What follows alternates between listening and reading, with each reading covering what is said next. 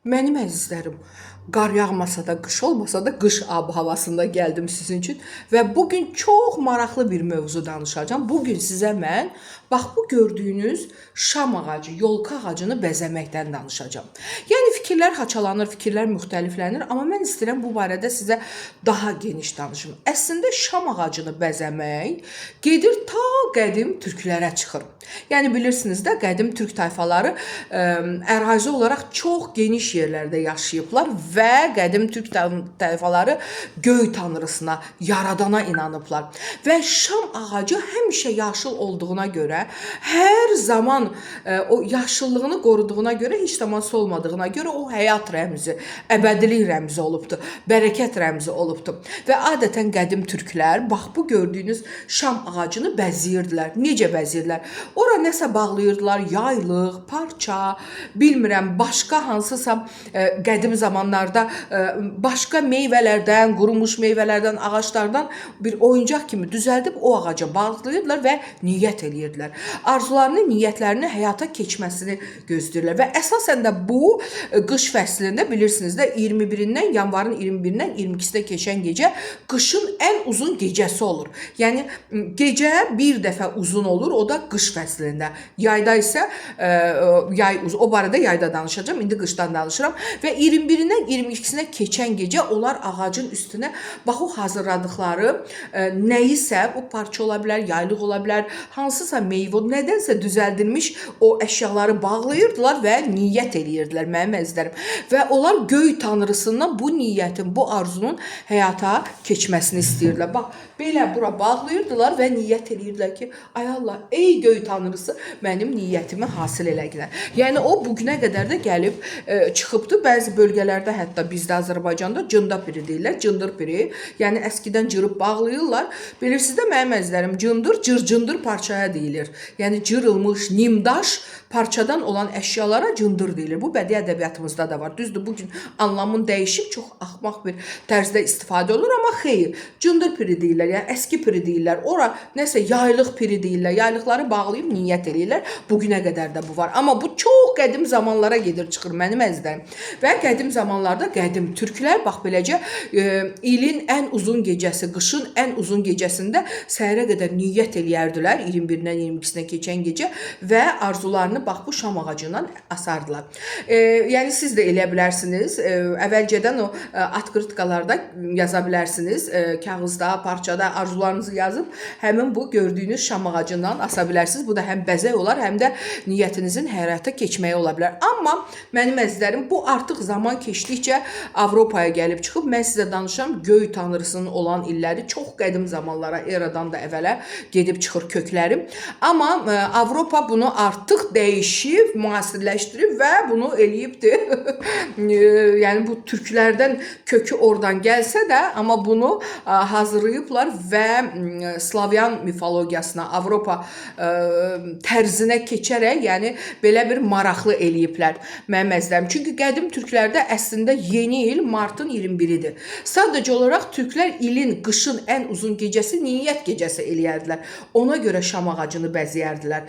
Ora niyyətlərini, arzularını yazardılar və göy tanrısından bunu istəyərdilər. Yəni bu həyat ağacı olaraq qədim türklərin çox qədim adətidir. Yəni bunun çox qədim kökləri var. Ona görə də siz şam ağacı bəzəyəndə heç də düşünməyin ki, bu Avropanındır falan. Xeyr, sırf türk tayfalarının da, qədim türk tayfalarına aid olan bu bir bayram kimi qeyd edilir, niyyət kimi bunu qeyd edirdilər. Və mənim əzizlərim, o vaxtlar hətta o niyyət gecəsində bəzi mənbələrə görə onların da bir baba olurdu. Qoca babalar, ailənin, hansısa sülalənin, nəslin, bilirsiniz də, ağsaqqalları olurdu ki, həmin o niyyət gecəsində yığışardılar, niyyətlərini, arzularını paylaşardılar, yazıb asardılar ağacdan və yaxud o vaxt yazmaq yox idi. Sadəcə niyyət eləyib nəyisə ağacdan asırdılar ki, mənim niyyətim həyata keçsin, bunu astım buradan və göy tanrısından. Bilirsiniz də, qədim türklər yaradana inanıb, göy tanrıya inanıb və o zaman ailənin, nəslin, sülalənin ağsaqqalları yığışardı, niyyət gecəsində uşaqlara hədiyyələr verərdilər. Yəni indi bu Şaxta baba kimi qələmə verilir, amma qədimdə bu Noel, türklər Noel babadır, biz Şaxta baba, Santa Claus, Did Moroz hər dildə var. O vaxtsa bizdə ağsaqqallar yığışardılar ailəyə, bax beləcənə hədiyyə verərdilər uşaqlara, ruzi bərəkət gətirərdilər. Niyyət gecəsi idi axı mənim əzizlərim. Ona görə də bu sonradan isə baxmayaraq ki, bu qədim türklərdə olubdu və sonradan bu Şaxta baba əsasən gəlib müqəddəs Nikolaydan bu günə gəlir. Yəni bu hardasa 4-cü, 5-ci əsrlərə, 4-cü əsr gedir dayanır və bu Türkiyənin Demre vilayeti o vilayətdə olubdu. Nikolay, indiki Türkiyənin o Demre vilayəti, orada müqəddəs Nikolay olubdu ki, o keşiş olub və gizlin ac ailələrə, kasıb ailələrə o kilsənin yığdığı paylardan gizlin verərmiş və ona görə də bu mifləşib və Avropalaşıb. Bilirsiniz də qədim Türkiyənin ərazisi daha geniş olubdu mənim əzizlərim və Milad bayramı 25 dekabrda keçirilir. Bu 25 dekabrda onların Milad bayramıdır. Həmin il hədiyyələr paylanır, həmin il Santa Claus, Şaxta baba, Ded Morozlar hədiyyələr paylayır. Bu isə mən sizə deyim, hardasa 19-cu əsr, 18-ci əsrin axırları 19-cu əsrlərə gəlib çıxıb. Bilirsiniz də Avropanın bir hissəsi o dövr türkləri Osmanlıya aid idi. Ona görə o əraziyə düşür. O dövr üçün o əraziyə düşürdü ki, bu Nikolaya gedir, müqəddəs Nikolaya, o da keşiş olub.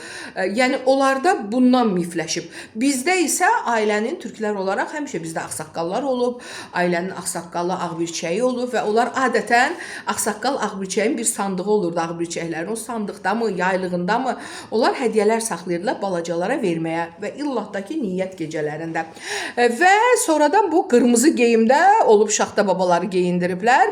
Bu da gəlir çıxır 20-ci əsrin əvvəlləri Avropa və Amerikadan gəlir. Daha çox isə bir içki reklamı var. O içki reklamında həmin o qırmızı geyim, o içkinin adını çəkmirəm, Coca-Cola'nın qırmızı geyim rəmzi olduğuna görə onlar Şaxta babanı qırmızı giyiniblər. Amma Rusiyada köhnədən postsovet ölkələrində bu göy rəngdə də olurdu Şaxta babanın geyimi mənim əzizlərim. Və söyləmək istəyirəm ki, bax bu çox gözəl bir ənənədir ki, bugünə qədər qoyulub gəlibdir. Çox xoşdur ki, bir bayram olaraq bu qeyd olunur. Niyə də olmasın? Niyə də belə maraqlı bayramlar olmasın? Amma onu da sizə söyləməliyəm ki, qədimdən biz türklərdə çilələr olubdu. Kiçik çilə, böyük çilə, yəni bu bilirsiniz olduqca maraqlı bir adətlər idi ki, bugünə qədər gəlib bizə çıxıb mənim əzizlərim. Kiçik çilə hardasa yanvarın 21-dən fevralın 9-una, böyük çilə yanvarın 21-dən fevralın 9-una qədər, 9-undansa martın əvvəllərinə qədər isə martın axırlarında isə kiçik çillə olur. Martın axırları çıxır kiçik çilə. Elə belə deməyiblər ki, kiçik çilə özün göstər. Mart ayı, dərd ayı. Mart ayı bir balaca qarışıq olduğu üçün gah belə, gah soyuq, gah külək. O kiçik çillə deyirlər çıxmaq istəmir. Böyük çillə isə yanvarın 21-dən fevralın 9-una qədərdir ki, bu da olduqca qədim adətlərdəndir ki, kiçik çilləni gözləyirdilər. Kiçik çillənin girdiyi gün 21-ə həmin o niyyət gecəsi, böyük çillə, çox üzr istəyirəm. Böyük çillənin girdiyi gecə 21, ilin ən uzun gecəsi, qışın ən uzun gecəsi, niyyət gecəsi eləyirdilər və böyük çillə girirdi. Ən soyuq aylar olurdu. Sonradan gəlirdi kiçik çillə, fevralın 9-undan sonra o isə müsibət olurdu. Ondan da betər olurdu və deyilənlərə görə, deyimlərə görə, hətta rəhmətli anam və nənəm deyərdi ki, kiçik çillə özün göstərir, böyük çilləyə özün göstərir ki, bax, mən səndən də yamanam. Bir də var, bizim adətlərdə, qədim türklərin adətlərində Hızır baba. Hızır baba deyirlər, Hızır baba deyirlər. Get-gedə bu adətlər itir, təəssüf eləyirəm, amma mənim anam rəhmətli o günləri qeyd eləyirdi. Kiçik çillənin çıxdığı gün, böyük çillənin çıxdığı gün, Xızır babanın gəlməyi, bu hardasa təbiətin oyanışı deməkdir. Xızır babanın gəlişi təbiəti oyandırırdı. O təbiətin oyanmağı ruzi bərəkətin gəlişi demək idi. Bu da Novruz ərəfələrində olurdu, Novruza qədər olurdu. Odur ki, mənim əzizlərim, bugün istədim bir balaca şam ağacından başlayım və sizə bu barədə məlumat verim. Odur ki, evinizdə şam ağacı bəzəməkdən qorxmayın, çəkinməyin mənim əzizlərim. Çünki bu bizim bizim qədim türklərə gedir və şam ağacı bəzəyəndə onun üzərinə mütləq və mütləq niyyətinizi, arzunuzu yazın. Və 21 dekabr isə siz Böyük Çillənin girişini qeyd edirsiniz. İlin, qışın ən uzun gecəsi. Odur ki, yəni əgər bunu Avropalılar Amerika Vero Christmas eləyirlər, yəni Milad bayramı 25 dekabrdırsa, bizdə də Böyük Çillənin girişidir 21 dekabrdır və bax beləcə şam ağacını bəzəyib niyyət elədiyimiz gecədir. Bugün bir balaca məlumat vermək istədim. Əgər yanlışlarım varsa, yenə deyirəm, mən tarixçi deyiləm, araşdırmalarımdan çıxış edib deyirəm. Lütfən maraqlı məlumatlar sizdə də varsa mənə yazın, bəyənin, paylaşın. Daha uğurlu və maraqlı video sizin üçün hazırlayım. Bugünə bu qədər mənim əzizlərim və artıq biz Böyük Çillənin içindəyik. Böyük Çilləmiz isə fevralın 9-una qədər olacaq. Odur ki, qış günləri hələ irəlidədir. Hələlik, qışınız xeyirli uğurlu olsun.